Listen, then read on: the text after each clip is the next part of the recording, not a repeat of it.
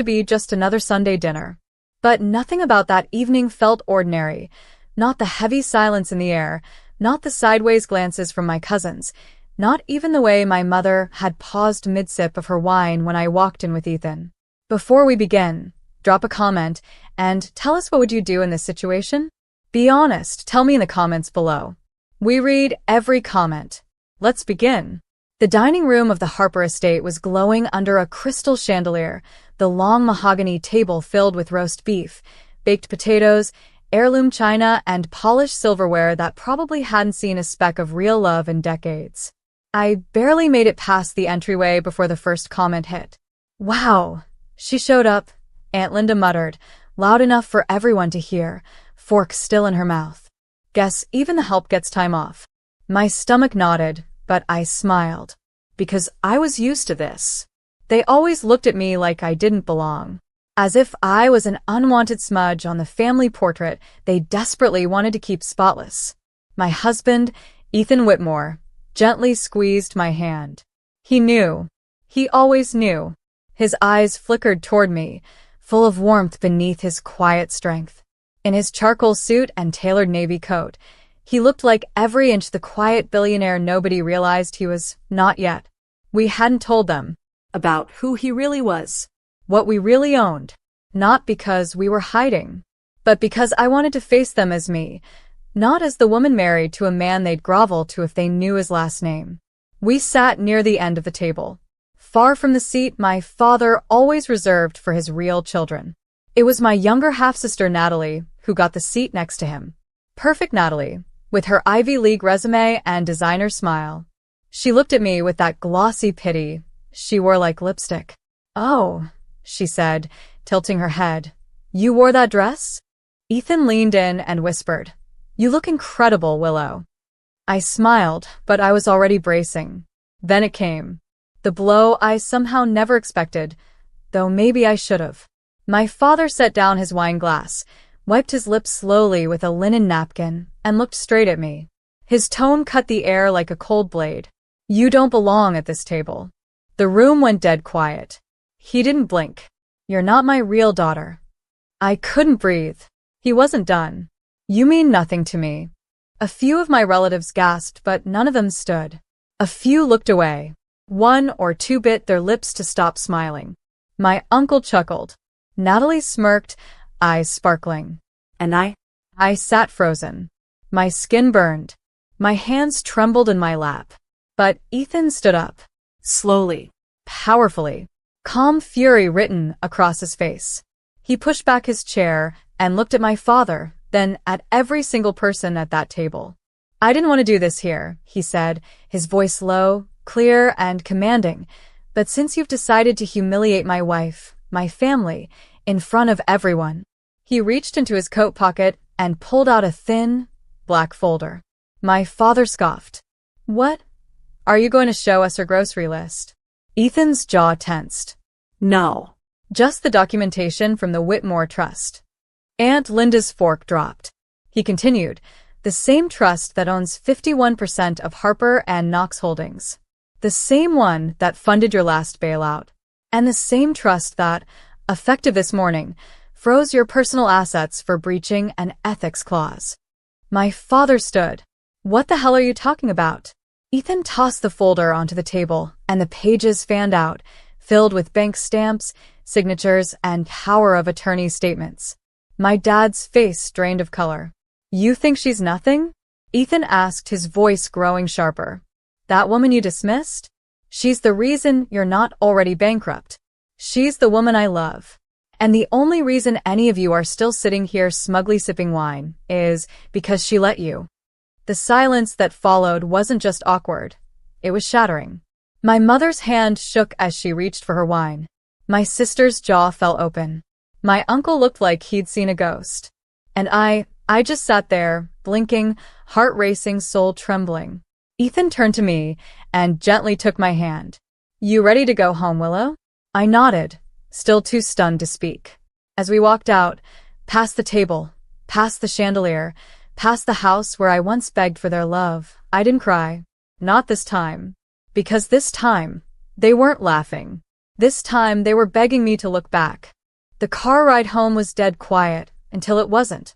I sat in the passenger seat of Ethan's matte black Range Rover, my fingers twitching slightly in my lap. The low hum of the engine did nothing to silence the chaos in my head.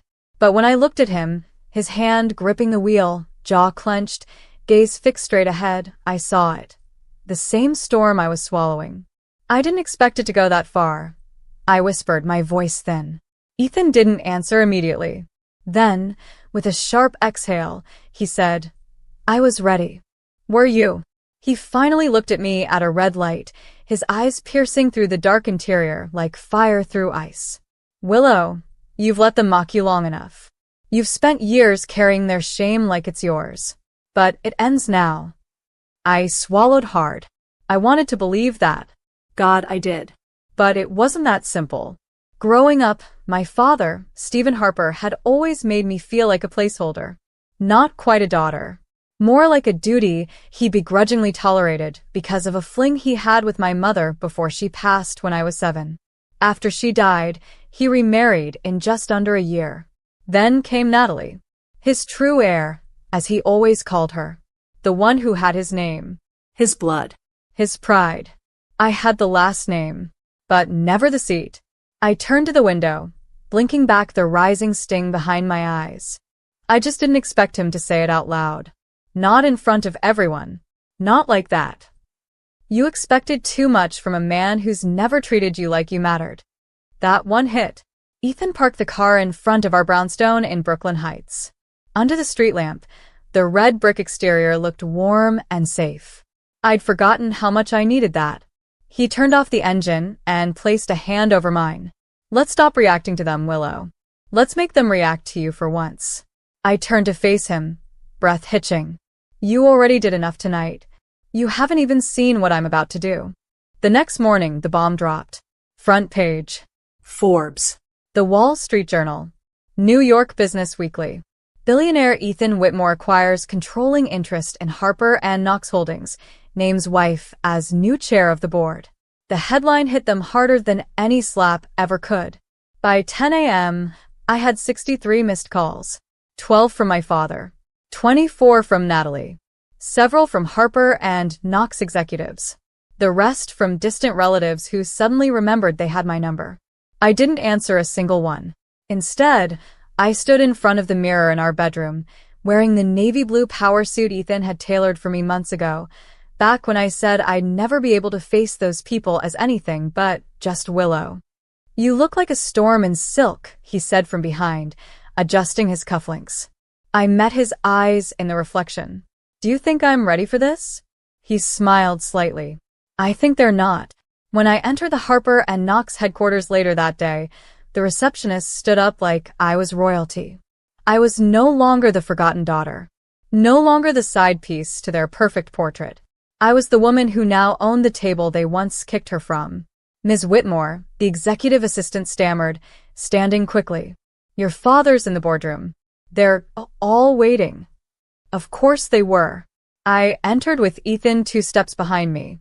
Not because he had to be, but because he wanted me to lead. When I stepped into that marble-walled boardroom, a dozen men and women in suits stared up from their leather chairs. But it was my father, pale, jaw tight, who stood. You can't just waltz in here like this, he snapped. This is still my company. Incorrect, Ethan said coolly. It was. I pulled out a folder of my own, copies of the acquisition paperwork, ethics clause violations, and every suppressed scandal that had been buried under my father's watch. And I let it hit the table with a thud. Stephen Harper, I said, voice clear, steady, and cutting, you're officially relieved of all executive duties. Effective immediately. The room gasped. He laughed bitterly. Who the hell do you think you are? I stepped forward, slow and deliberate, until I stood inches from his face. I'm the daughter you said meant nothing, I whispered. But I became the woman who now decides if you'll even have a desk left in this building. He didn't speak. Couldn't. No one did. Not until I turned to the room. You laughed at me. All of you. You watched him humiliate me for years. You said nothing. And now you'll answer to me. Not because I want revenge. but because I want a company with integrity. And that starts by removing rot. The silence cracked as Ethan placed a gentle hand on my back. Support. Power. Love. It was everything my father never gave me. But now, I had it in a man who didn't just stand beside me, he helped me stand taller. You'd think removing your father from power would feel victorious. Like standing on a mountaintop, wind in your hair, soaking in applause. But it didn't. It felt like cutting off your own arm just to stop the poison from spreading. After that boardroom meeting, I locked myself in my office, the one with glass walls and a skyline view, and stared down at the city. Willow, Ethan said softly from the doorway. You did it. I didn't answer right away.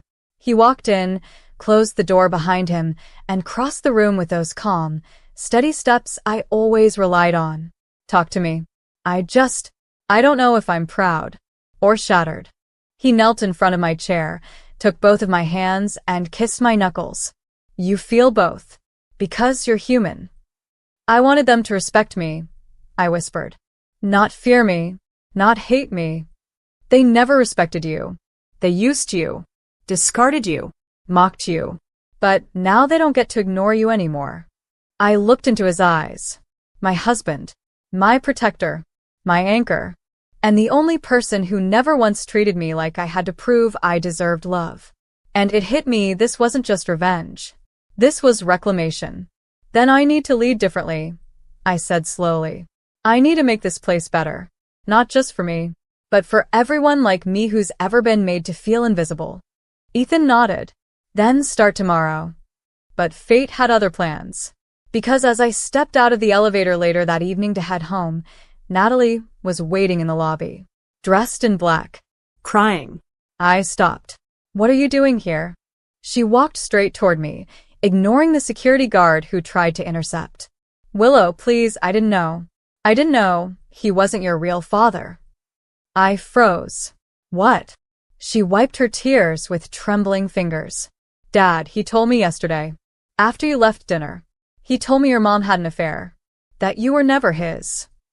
The floor felt like it tilted. I barely heard Ethan calling my name from behind me. He said he stayed quiet because of shame. She continued, her voice cracking. He said you were a constant reminder. And when he saw you walking in here with everything he built, he snapped. It wasn't just betrayal anymore.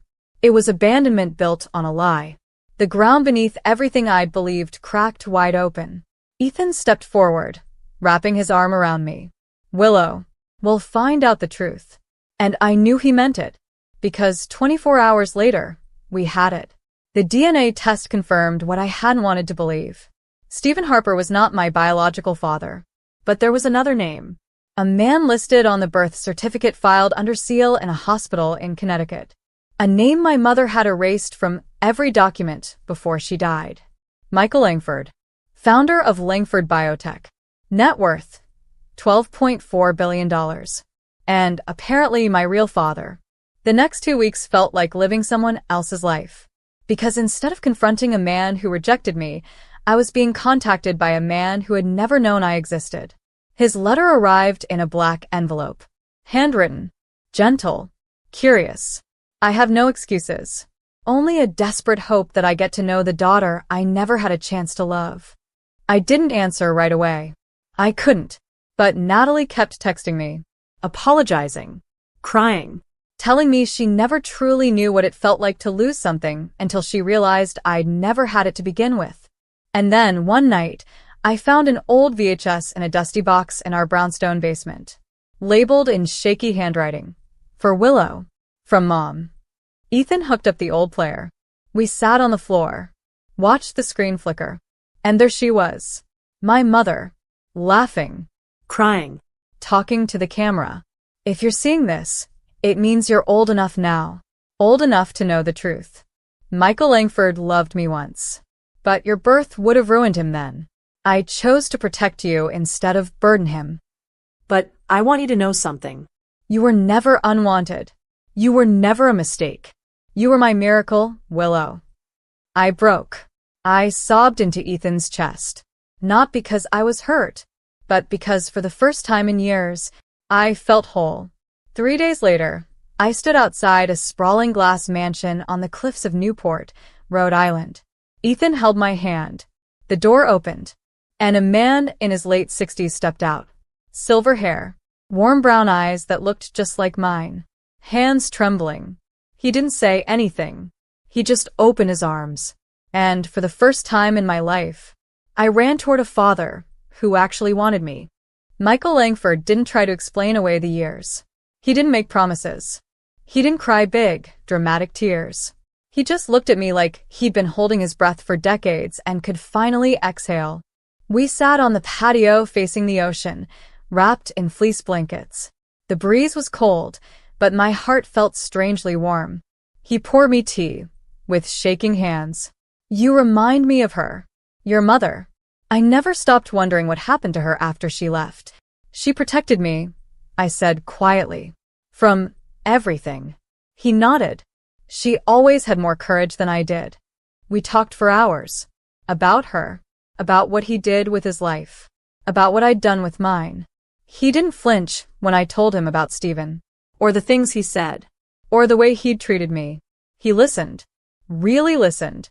And that, somehow, meant more than any apology. At one point, I pulled out a photo from my coat pocket. My favorite picture of Mom holding me as a baby. He stared at it for a long time. "You were the greatest gift I never got to open." I didn't realize I was crying until Ethan's hand found mine and gave it a soft squeeze. Back in New York, things moved fast. The media caught on to the Langford connection. Headlines went wild. Harper scandal grows. Daughter not his. Inherits controlling interest anyway. Langford's secret daughter, now one of the most powerful women in NYC. My father didn't dare reach out, but others did. Board members who once looked through me now scrambled to schedule meetings. One of them even sent flowers, with a card that read, "We always knew there was something special in you." Funny how silence turns into flattery when wealth enters the picture. I ignored everyone. Instead, I focused on using my new role for something better. Ethan and I launched a foundation in my mother's name, the Diana Grace Initiative, focused on helping women escape toxic family systems and find their voice. For once, I was building something that wasn't about proving myself. It was about freeing myself. But not everyone was happy. Natalie showed up at the office one morning. No appointment. Just her and a worn-out look I'd never seen on her before. "I'm not here to beg," she said, standing in front of my desk. "I'm just here to say I'm sorry." I stared at her, waiting. "I didn't know what it was like," she said, eyes red. "To be the outsider. I grew up thinking you were just bitter. But now I realize how cruel we all were." I let her speak. I didn't interrupt. But I didn't hug her either. "Apologies don't undo years," I said calmly. "But maybe they're a start." She nodded. "I hope so." As she turned to leave, she paused in the doorway. "For what it's worth, Dad's lost everything now. He's drinking again.